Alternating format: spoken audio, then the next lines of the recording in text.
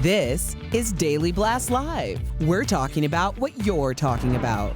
Real, honest, entertaining, live. DBL starts right now. Welcome to DBL. I'm here with Tory, Jeff, Al. I am Sam. We've got a very special show for you today with some of our best moments ever. And we're kicking it off with the topics that got us the most heated. And believe it or not, a story about toxic positivity had everyone disagreeing. If you're not sure what that is, join the club. Just watch. If you were to come up to me and be like, I had a really hard night last night, lost and threw up all night, and I would have been like, just be happy. That's not positivity, though. I know. That's what the whole point. That's being condescending. That's what the whole point of this is, though. Yeah, but you can't pick and choose, like you said. But some people are oblivious, and they think just by being like, just be happy. I know people like that. They don't realize that when you dismiss someone's feelings, you're doing the opposite. So I actually completely agree with this study. And I don't think some people know the difference between dismissing someone's feelings and trying to be positive. Yeah, that's their problem. You know what I mean? Everyone of course, but that's the point of the study. Yeah, but you're making my point. No, both of you are. Because being positive doesn't mean be happy, and then she gives a whole sentence and a paragraph explanation. What they're saying. What are you talking about? Well, I know specific people. So you rather be that, negative than be positive? No, you're missing the point here. That's exactly what the what's study. The point? Pull up that thing again. So that's what positive people say. Stop being so negative.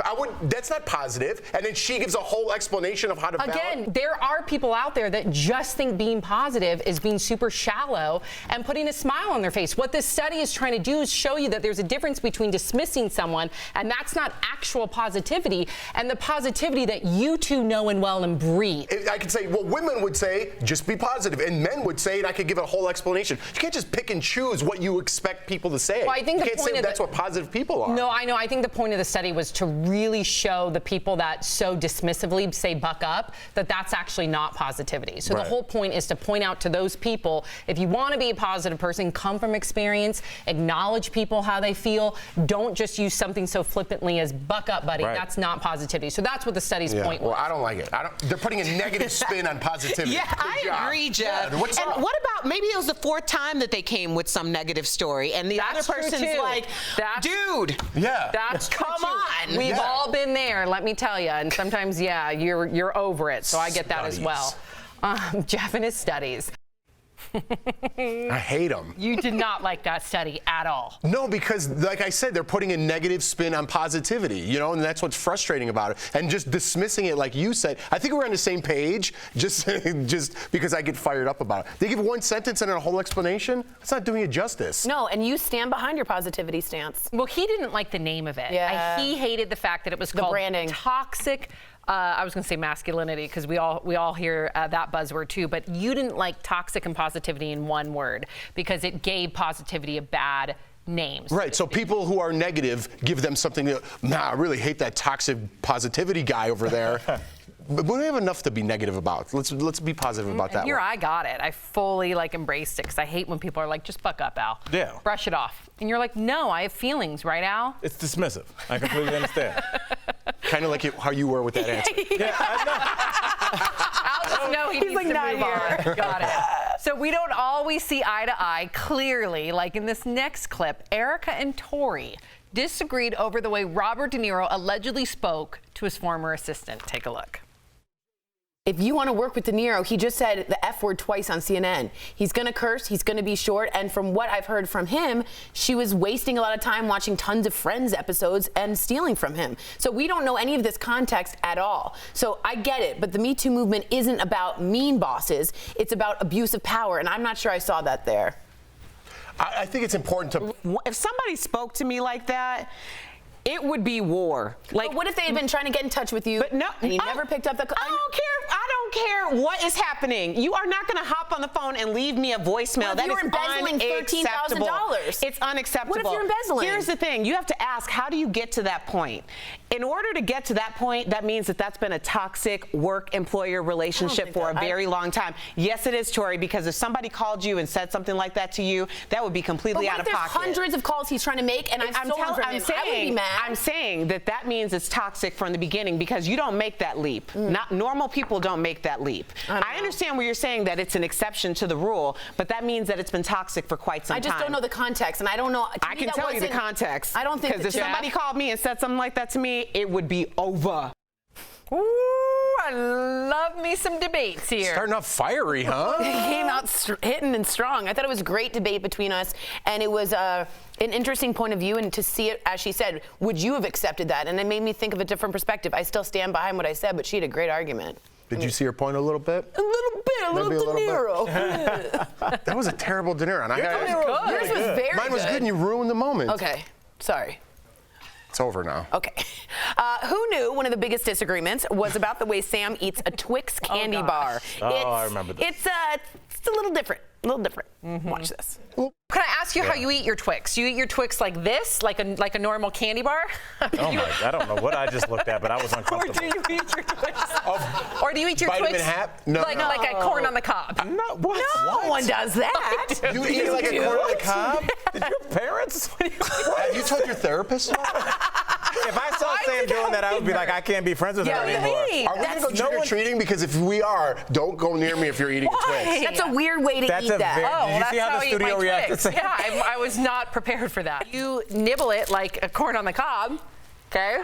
What? Like this. No way. That's the weirdest Swear to thing. God, ever. but I don't keep going. Now I'm gonna eat, and then I would go get that last piece in like 2 minutes, and then I have a pure cookie to eat. Sam eats like if you're rationing food after an accident and you're waiting to be rescued. You're like, let me show you. might We have last one a week. Twix left. I'm so interested. It comes off perfectly. Whoa. Now you have a cookie.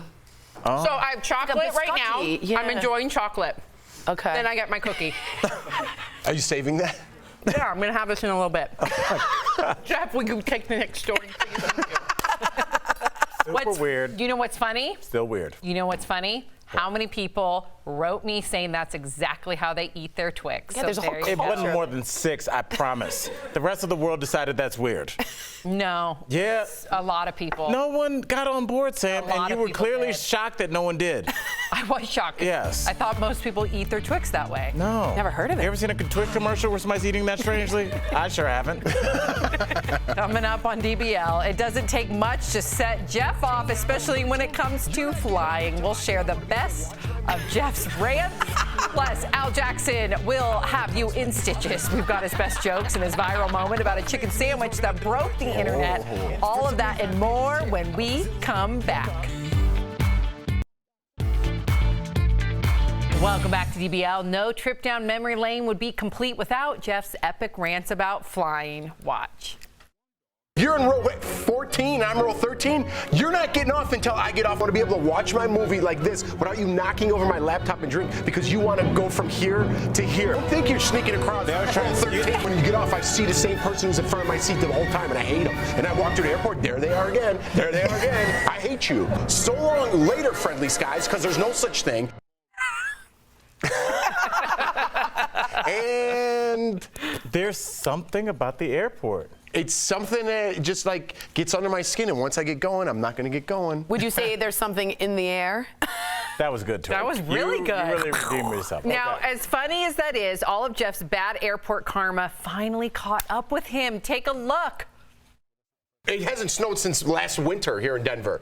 It's been 78 degrees every single day. I'm getting on a flight 30 and snowing. It snowed 3 inches, so that's why we were delayed. We got onto the plane for 3 hours. We're sitting here. I watched all of Rocket Man. Great movie, by the way. Before we even took off. And I played a little Candy Crush. Then they get on there like, hey, does anyone want to stretch their legs because we're about to go? And everyone's like, well, let's go. Pull this thing out. So 5 hours it took us to get LA. It's so usually 2 hours. And meanwhile, Wow. I flew the same time as you on Frontier, which is like a lot less expensive than you probably were, what, like United, Delta or something? No, so I was United. Okay, so I took off on time. In fact, we touched down early.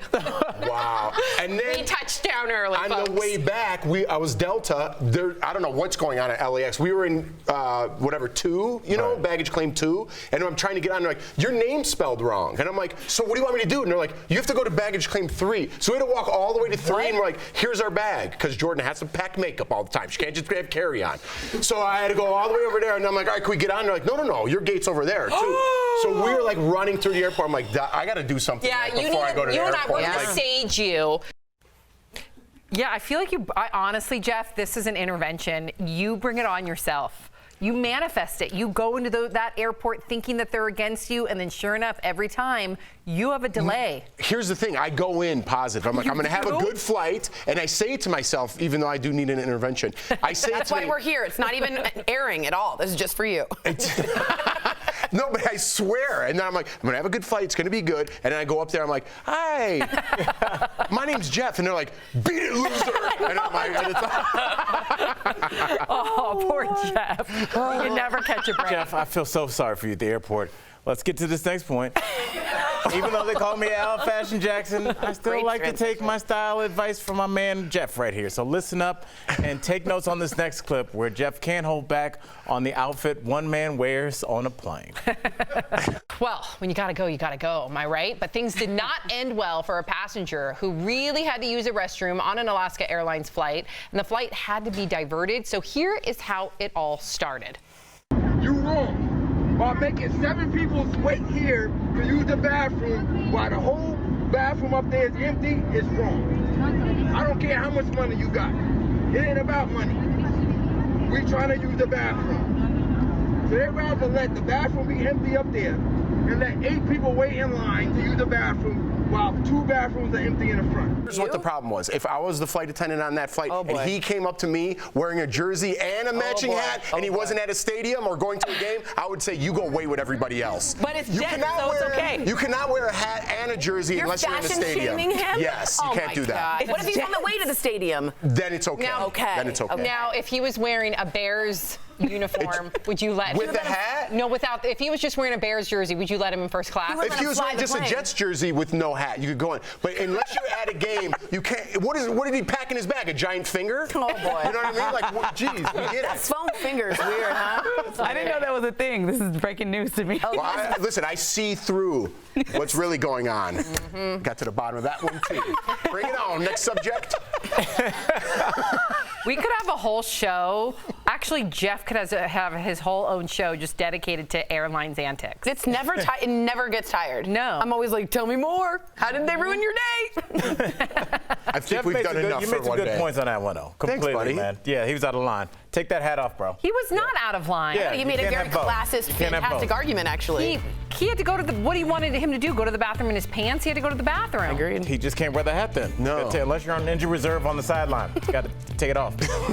Coming up on DBL, Tory is known for her one-liners. Next, we celebrate her jokes that don't fall flat. Quick segment. Wow. Plus, Al's take on the infamous Popeyes chicken sandwich that set the internet on fire. Don't go away. Welcome back to DBL. Now it's time to celebrate Al's best moments on the show. Yes, you, Al. Who could forget this comment about Popeye's chicken sandwich? It ended up going viral. Enjoy. Now you're going to Popeyes. Popeyes. I've never had Popeyes. Popeyes. Wait, this is a bigger deal. Tori's never had Popeyes. Take a moment. What? Take a moment. Savor it. Jeff looks a little bit more reactionary on this one. I feel like he's feeling the Popeyes. That's seasoning. Okay, he's into the Popeyes. Tori, does that taste like a neighborhood you've never been to? Oh my God! Stop it! That's amazing. Shame! That was good. That was a good one. That was deserved. That was really good. That was good. That was so quick and so funny. What a weird day. I was incredible. I was about to have my wisdom teeth taken out, so I was in incredible pain. You were like cracked teeth Yes, and that was everything. Were you shocked how quickly that took off online? Well, yeah, it kind of, the online thing was weird because I think that was a Wednesday, and I don't think it really went super viral until about Friday night, and it didn't really hit till about Sunday. So Sunday I woke up and I had a ton of missed calls, like 50 text messages. I'm like, oh, somebody died. And then it was like, oh, the thing with Tory last week. So it's weird how the internet decides when it's reputation on. died. Yeah. That's what happened. You are beloved. Hilarious. You are beloved. I loved it. All right, guys, it's rare that me and my buddy Al here disagree, but Al is totally wrong when it comes to Justin Timberlake. Just watch. Nope. I agree. I think Justin Timberlake is super overrated. What? He has no hits. What? He doesn't. Really? In the last 10 years, name me a major hit, and don't say Suit and Tie because I will Cry quit Me a this River. show. My Love. Cry Me a River was 15 years ago when he dated Britney Spears. Britney Spears was like 40 years old. He has no Sexy Back. hits. I'll wait. My Love. Sexy Back. My Sexy Back, that's one. Okay. Mirror. What's that? It's like you're my mirror. No, no one knows that song. Keep Everyone knows going. that My Love with T.I. has 68 million do we views have on any- Yes, because there's YouTube. 68 million 12-year-old girars. That's not a real hit. Are you kidding me? What NSYNC alone had When was, the hits for days. when was the last time you Bye, did a bye, nightclub bye. in It's gonna Justin be me. Timberlake? Let me ask you this, Brandon. You go out every weekend, and weekday. Brandon, when was the last time you went to a place where people socialized, where a Justin Timberlake song played and it was not on the jukebox, where a DJ? Senorita. That song was 5 years ago. It doesn't matter. He I said, give me a hit within doesn't- 10 years, and no one can do anything. You just said that song was 5 years ago. Stop Give me a saying hit within mirror. 10 It's years. not a Cry song. Me a River. We've got to go. DBL Cry Me a is River live. was 15 years ago. A group of high No school hits. students, There's no hits. seniors. I actually agree with Al on this one. Yeah, and I gave Senorita 5 years. It was 2002. It's almost 20. It'll be 18 years old in a month. Why does it anger He has you? no hits. You don't like that song, Suit and Tie with Jay-Z, that whole album? No, that song's fine. That means you think kind of like it. No, you think he's You overrated. liked it.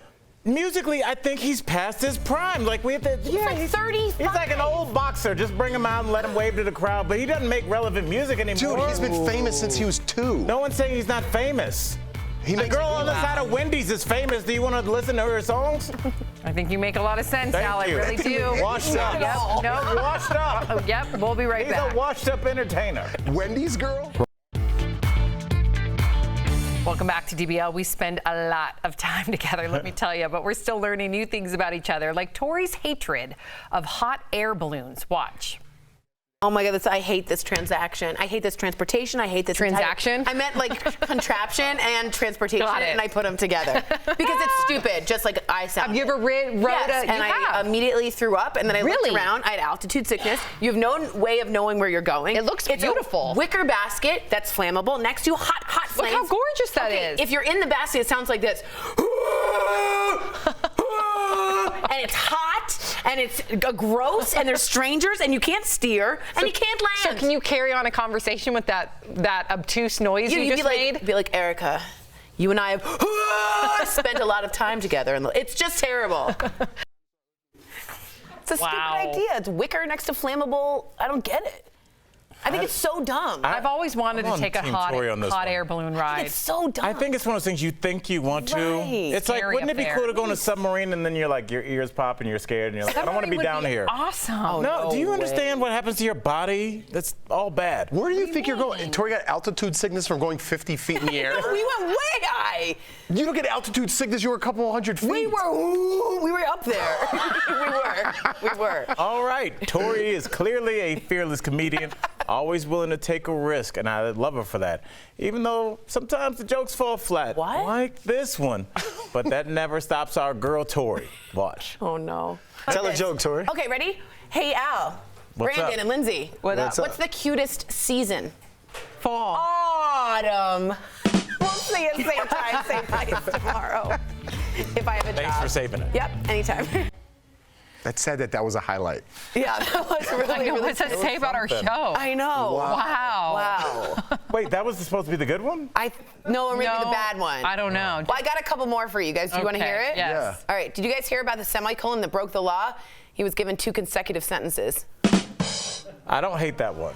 I didn't hate that one. Did you write that? No, there's only one I wrote. I've just written a What, song. these are just jokes you Yeah, find on found the on the internet? internet? Yeah. Street We all jokes. could do that. I know. I've just written a song about tortillas. Actually, it's more of a rap. I recently decided to sell my vacuum cleaner as all it was gathering dust. Nailed that one. Okay, too. this is the one I came up with. What do you call a fruit holding up a bank? A strawberry. So which one of those did you write? Strawberry. That's good. That was a good one. That's actually Or really. strawberry. Get it? Robbery, Robbery and strawberry. That is terrible. That is terrible. Really? I thought it was actually quite clever. I thought it was pretty clever, Yeah, Tori. I think yeah. that's clever. Strawberry, robbery. No, those words don't rhyme at all. You're What? a joke enabler. with I her. am? You're enabling her. No, to I keep tell her telling when you the other jokes. ones are bad. Yeah, I she always does. say that didn't work. Your notes. Oh, Lord. Are you wearing red because the strawberry joke? Yeah, that was the whole setup. Don't you get it? Wow. We should have like awkward. You know what we should do? Put that- together all of Tory's awkward pauses. Sometimes I feel like we've gone to space. When it's silent. There's like an absence of sound. It's like the quietest it's ever been in the studio. Try. Just make up one Okay, new ready? joke. Man, why did the cookie go to the doctor? He was feeling crummy. You hear that? You know, everyone held their breath, but that was a good one. Okay, We ended on a good note. Did we? We'll be right back with more DBL, folks. Oh, boy.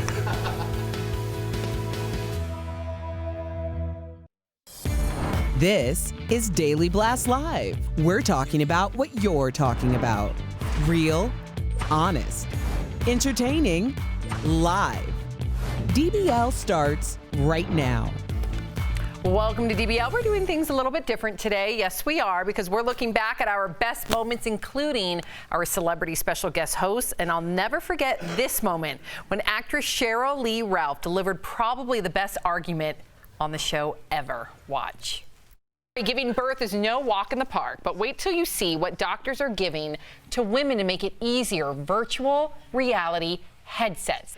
Now that's so sad. Why? Oh, it's so sad. Cheryl. I tell you, there was only one thing I screamed for to make it better, and I was like, "Get me drugs!" Okay, my first one was unmedicated, so it was hell. So now this time around, I'm going to take it all. Yeah, give me the drip. No, give me the headset. Give it all to me. No, because trust me, part of that is going to come out in your child. So you think I should be unmedicated again? You should do whatever's going to make you feel most comfortable without all that extemporaneous stuff, girl. No. You think about it. Think about everything you're going through. So the moment they piss you off at 16, you say to them, "You know what I went through for you."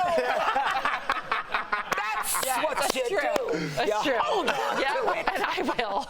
Oh man, That was the most but Cheryl, convincing this is argument I've real. ever heard on this show. This is real. That made me want to have a baby. Okay. Yeah, right. Yeah, I don't know about that. I don't think I can go unmedicated again. But she made a good pitch, though. She did. Did. She did make a good pitch. You can throw it in their face Voice. one day. Well, she could convince me to do anything. Like, I'm sure she just goes on auditions and she just does one note and they're like, "You're hired." Like, she just has it. Yeah. Like, whatever Hollywood calls it, she has The presence that. was felt. Yeah, she's When amazing. she's in whatever TV show, movie, I mean, even opposite John Voight Oh, and my God, Ray Ray Donovan, Donovan. she steals the scene. It's incredible. She's so talented. We were so lucky to have her on the show, and what a big Family. advocate for the fight against AIDS. Good for her. She was great. And another one of my favorite guests was Melissa Rivers. And you got to hear what she had to say about Felicity Huffman, who was released from prison 11 days into her 14-day sentence for her part in the college admissions scandal. Let's take a look. After serving time in prison, Felicity Huffman has a new mission to help female inmates. Sources said it was hard for Felicity to leave the women she became close to while behind bars, and she felt like they were forgotten about. How close can you become with anyone in 11 days? If you're with them all the time. How close can you become with anyone in 11 days, even if you're with them all the time? Props to her. I think of everyone who's been involved, and I've done a lot. I did a podcast about the admissions scandal.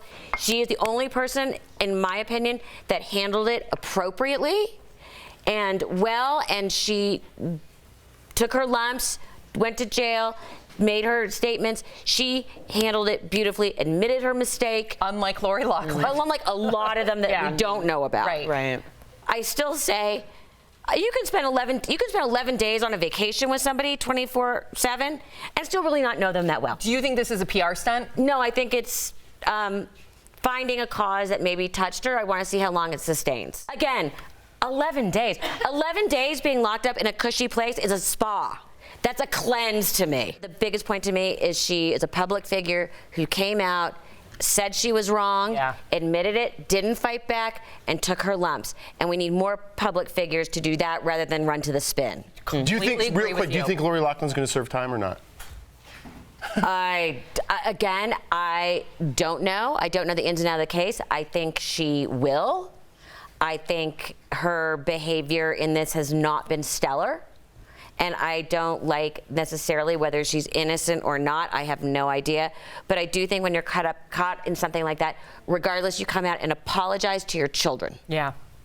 Because it comes down, you know, my poor son is just humiliated by the fact that he's my child and my mother's grandchild. So I feel like I constantly have to apologize.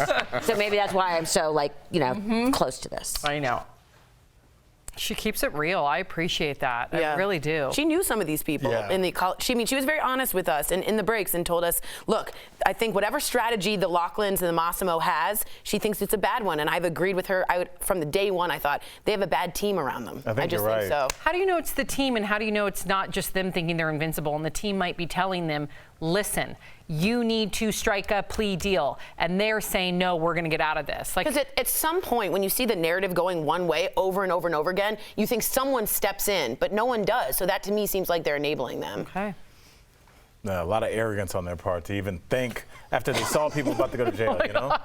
You don't hear the time cues? I do. It's Don't Tory's say turn. anything. Go ahead, She Tory. was supposed to start reading. Oh, it's my turn? Oh, Yeah. okay. Al had a card. I had to fill in that. No, I will. okay. I will Sadness. never forget when Real Housewives of Dallas star Leanne Locken was here and dishes on her favorite and least favorite housewives. Take a look. And yet you forgot. Who puts on the biggest show for the cameras? If you had to call someone out. Lord Jesus. Could it be any franchise? Any franchise. franchise. Let's open it up. And who's your favorite, too? Who puts on the biggest show, and who's your favorite, and who's your least favorite?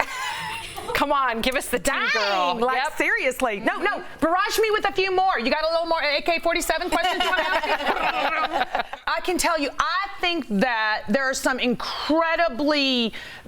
who are incredibly good at it. I think Sonia and Ramona and Dorinda are like New York. Like, I would dream of the day that I have that kind of a Three Stooges on my show and I could be a part of it because I think that's fun. I mean, like, look, Luann in the Bushes was everything. I have a lot of favorites because I feel like I learn and I get a lot of support from a lot of friends. So like Erica on Beverly Hills, I will be a diehard. I'm a ride or die Erica fan. Oh, we're big Erica Jane fans over here. She's a real human. I don't know that I have a least favorite. I know I have a lot that I would not want to get in a physical altercation with. Who? Well, listen, honey, I got weave. I'm not getting near Portia. Now, listen, I do want to work out with Portia because I think she could teach me a thing or two. There you go. But I like to keep my weave attached. All right. If anybody's going to pull it out, it should be me. Okay. I'm scared of her. I love Leanne. Let me tell you, she was a gem, but let me tell you, I would not want to get in an altercation with her. No, not at all. She doesn't back down. No, and her husband, though, remember, he was amazing. Oh, yeah. He was a great guy with good stories. They seem to have a great marriage, and she married late, so I'm happy for them. Mazel. Yeah. All right, well. Now can I read? Yes. Thanks, guys. One of my favorite hosts, honestly, is my boy Mark Summers, and you got to hear his story about Tom Hanks. Well, nice guy Tom Hanks is playing Mr. Rogers in the upcoming movie A Beautiful Day in the Neighborhood, and we're used to seeing him in that type of role, the good guy, like Forrest Gump, Castaway. But have you ever wondered why he never plays the villain? Well, he told the New York Times, I recognized in myself a long time ago that I don't instill fear in anybody. I think I have a cachet of mystery. Bad guys, by and large, require some degree of malevolence or some sort of evil that I don't think I can fake.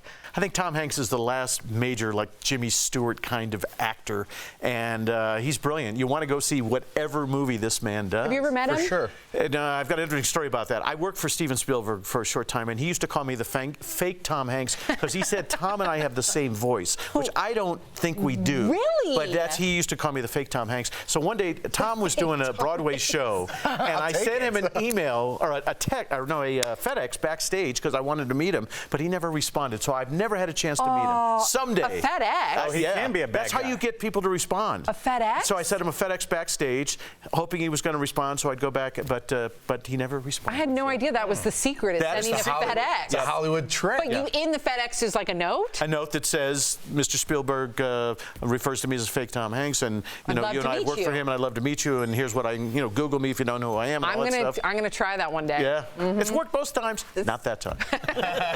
I am gonna try that one day. FedEx it? Yeah, but you don't like really FedEx it. You just put it in a FedEx envelope and then have somebody deliver it backstage, I thought, or no? I think you have to go through the whole thing. Yeah, I think you have to actually FedEx or something. How do you know if it's going to get there? You do if you know your event's on Saturday, you do a 2-day on Wednesday? And how do you address it backstage to Tom Hanks? Yeah. Like, how do you get Nothing that to see him? here. How creepy would that be? This didn't come through the mail, but it's in a mail carrier. So open it and see. Hopefully it's not ticking. That's weird. No, go through the mail. Go through FedEx. That's really a good idea. Yes. Glad we clarified that. And make a random letter. Coming up on DBL, we get to the bottom of why it took more than 20 years for Reese Witherspoon and Jennifer Aniston to work together again. And Debbie Gibson reveals the real reason everyone wants to live in a Hallmark movie. See if she can convince you.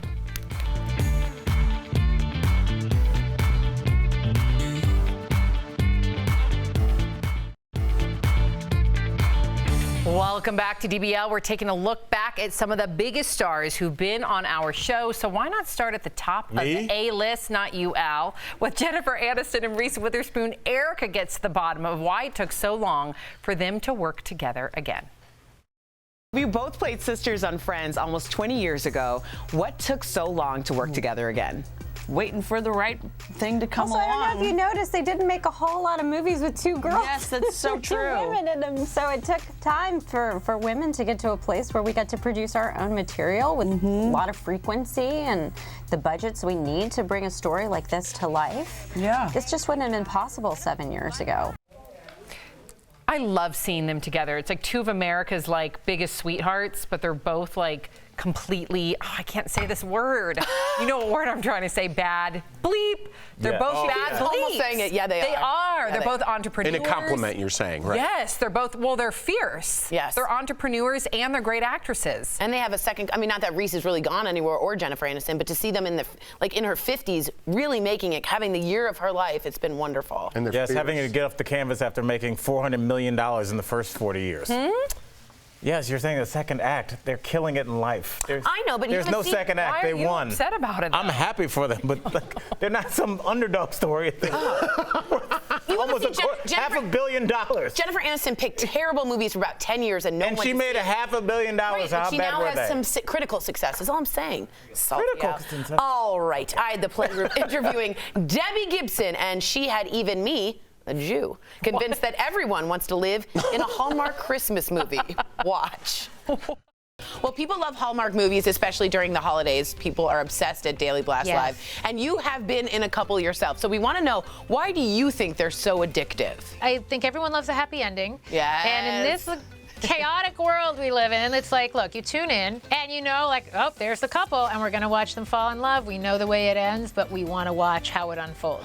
Everyone wants to live in a Hallmark Christmas town. Oh my God, me. so bad. And I'm Jewish and I still want to live in a Hallmark Christmas. I totally do. But you do celebrate both. Oh, and can I be honest? Santa never came to my house as a kid, right? Now that Santa comes to my house and I'm in an interfaith marriage, it's like Santa threw up at my house. It's lights everywhere. It's so tacky. Isn't it the best having an interfaith marriage? Because I do too, and we get to celebrate Hanukkah and Christmas. Ooh, the menorah with the lights and the Christmas tree and the Hanukkah bush. Yes. It's good. Wait, I don't have a Hanukkah bush. Oh. Will you tell me about the Hanukkah bush? To be honest, it's just a little Christmas tree. Well, you guys need to get your heads out of the gutter. Oh my God, Get your heads. What are you talking about? How dare you both? I did not say anything. That's sacrilegious. Don't you put that on me. That is I don't want that. sacrilegious. Both I didn't say anything. I didn't say one thing. Switch gears, Jeff. Switch gears. All Go. right. The Masked Singer is a show that delights and baffles many, and we had the pleasure of speaking with one of the hosts, Ken Jeong. Here's what he told Tory. Let's watch. I want to ask, you're a judge on Masked Singer. What is it about this epically weird show? We talk about it every week that connects with audiences so much. It's the #1 show in Korea, and I'm of Korean descent. And my mom sent me like video links of the show, and she said, and I quote, you know, this show will be a hit and this will be good for your career. Whoa. And she actually said that. I'm not even kidding. So basically, I did the show, you know, to please my mom. And so it really did. I was like, all right, just get off my back. I'll do the show, you know? You were a terrible, notoriously terrible guesser. You once mistook your own former co-star Margaret Cho for Melissa Rivers. I think maybe like Melissa Rivers, maybe. Has it gotten any easier for you? No, I've gotten dumber. Okay, and I'll tell you why. Okay. I think I'm like the Homer Simpson of the show in terms of guesses. Now, in honor of I mean, when you think the poodle is Dog the Bounty Hunter, that pretty much, which was a real guess of mine last year. Yeah, that was a hard no on that one. Yeah. He was lovely to talk to, and very, very giving and very kind. And you can always tell an improv actor, he was willing to sort of play, and it was just a real delight talking to him. You told me, and I did not know this, that he was a medical doctor for years. Oh, he's a licensed doctor, and during one of his stand-up specials, someone choked or had a seizure, I'm not sure which, and he got off the stage, ran over, and saved the guy and helped the guy. That's a great... You didn't wonder why they called him Dr. Ken? I've never heard anybody call him Dr. Ken. Well, that's where he started, yeah. Never heard anybody call him Dr. Ken. He's a rapper? Yeah. Never heard that. I just heard people call him by his name, Ken. You call him Dr. Ken? His sitcom is called Dr. character. Oh, okay, well, that's his sitcom, Al. I didn't know it was based on real life. What do you think, they just picked that name out of a hat? Didn't realize it was based on real life. A lot of sitcoms aren't. We'll be right back. Wow. Welcome back to DBL. Just in case you didn't know, we do nearly 5 hours of live television every single day, and sometimes that means we mess up. Not me. Right, Al? Oh, this is going to be great. The result can be hilarious. Enjoy. I can't say homeless person? How am I going to describe him? Person without a home.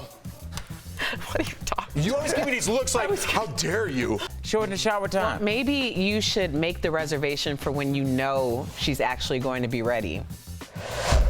My son weighs 25 pounds, and I have to pay $400 for his ticket, and you're going to bring a mini horse next to me after that? It's Friday. You like it. Sam, sit up. With a first aid kit. Whoa. Like that. What do you think, Jeff? I wasn't even listening. Wait, so what? Cinderella is just boring. Sleeping Beauty slept the whole time. Yeah. Sleeping That's Beauty. another. You're saying Hercule Poirot from Agatha Christie, now make her a black woman. What? That's the detective from, you know. Who? Hercule Poirot. Who's that? From Agatha Christie, the mustached detective. It's like The famous Why detective. don't you use a reference that people know? Agatha Christie. The famous detective. Wow. All right, so we're going to have to wait and see. Yeah, we will. I can too. I can too. We have so many bloopers. Wow. We could just a whole day's worth of bloopers. Oh, many. I think we get it right most times. Like, that's pretty impressive. What, 4 hours a day we go? No, like 4.5 hours a day. is it 4.5? Yeah. Oh. Yeah, 3, it's a 4, lot of 4.5. 4.5. Did I say 4.5? Yeah, you did. You just messed up. We're going to put that on Messed up on a blooper reel segment. Yeah, it's 4.5. How much time do we have left? Okay, well, 20 more seconds. We You got want to mess up one more time? Tori told a joke. Okay. No. No, please don't. Please, just one. Wow, I'm getting, the vote is You're out. like I'm an out. old grandpa with your It's jokes. 2 to Like, how 2, do you go. have that many? Because I think they're funny. Well, give him Looks one. them up on the internet. That's sad. I have the body of a god. Too bad it's Buddha. That's on a t-shirt. It's to some people he is. We'll be I right told back. you. Welcome back to DBL. You know we save the best for last. We do a lot of joking around on the show, especially Al. But there's one thing that he's very serious about, his food. And you don't want to mess with Al's Postmates. Sam, can we talk about what happened? What? I ordered Postmates. Postmates means we're going to deliver it to your post, and for some reason I picked to your post pickup, which no one in the history of the world's ever done. I didn't even know that was an option. Yeah, because you would just and call now the I have sushi sitting for God knows how long at God knows where. Bring my sushi, Postmates. That's the only reason people use your business. That's people true. don't need to. We know how to place a pickup order. We didn't need an app for that. We then realized we're too lazy to pick up our pickup order, and here's where you guys start earning your money. This is when you go pick up our order and bring it to our lazy homes or jobs. So it's just sitting Bring my there? sushi. Do we have some breaking news? Is that what's going on over here? That's Michael Dean. Look at our story producer, Michael Look Dean. at this guy. Yeah, Wow. Michael Dean. So, Al, what's the problem? Fontana Sushi, is that you, Al? Yes, it said pickup, though. Wow. I think now you I got have- it wrong. Oh, Hey, man. God, I was talking about mistakes, Yeah, Al. he got it wrong. You better You apologize have to to issue an Postmates. apology. All right, what camera should I go to, Sam? The shame. Yeah, the you shame need camera? to apologize. You need to apologize. What's up, Postmates?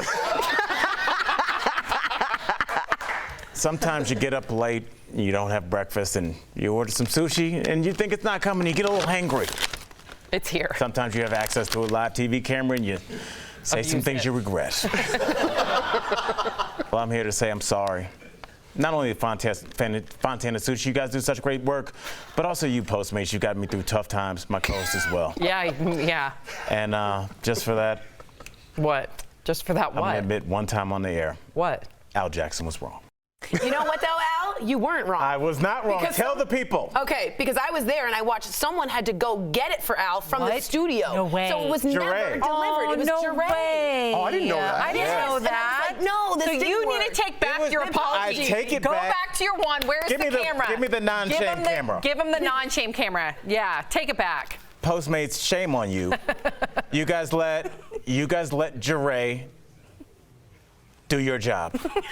Apologize and give us some free Postmates. Shout out Daily Blast And Live. you take your apology back. That's right. We'll see you later. There is no free Postmates.